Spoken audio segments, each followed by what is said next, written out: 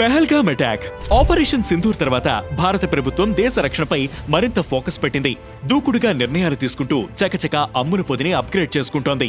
ఈ క్రమంలోనే మిషన్ సుదర్శన్ చక్రను చేపట్టింది. స్వాతంత్ర దినోత్సవం సందర్భంగా ప్రధాని మోదీ దీనిని లాంచ్ చేశారు. ప్రస్తుతం సరిహద్దులు సహా కొన్ని కీలక స్థావరాల రక్షణ కోసం ఉన్న ఎయిర్ డిఫెన్స్ వ్యవస్థను దేశవ్యాప్తంగా విస్తరించడమే ఈ మిషన్ టార్గెట్. శత్రువు దాడులను నిలువరించడమే కాదు, అటాక్ ను ముందుగానే గుర్తించి ధీటుగా బదులు చెప్పేలా వ్యవస్థ సిద్ధం చేస్తున్నారు. ఇందుకోసం artificial intelligence, advanced competition, data analytics, big data, LLMs and quantum technologies మొదలైన అత్యాధునిక సాంకేతికతను వాడుతున్నారు. మనకి ఉన్న అన్ని డిఫెన్స్ వ్యవస్థల సమూహమే ఈ మిషన్ సుదర్శన చక్ర. ఆపరేషన్ సింధూర్ టైంలో మన సరిహద్దులను కాపాడిన అశోక్, సుదర్శన చక్ర వ్యవస్థలు కూడా ఈ మిషన్ లో భాగం కానున్నాయి.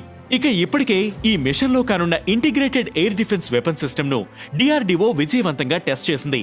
ఈ ఐఏడిడబ్ల్యూఎస్ లో quick reaction surface to air missiles, very short range air defence, 5 kilowatt laser ఉన్నాయి.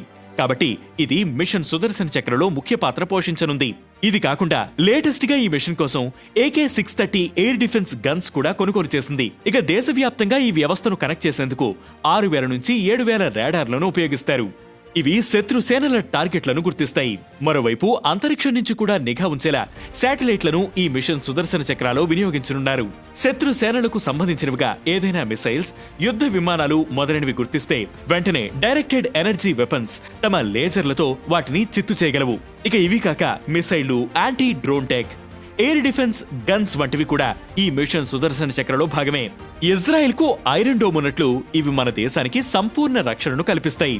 2035 నాటికి ఈ వ్యవస్థను అందుబాటులోకి తీసుకురావాలని భారత ప్రభుత్వం భావిస్తోంది.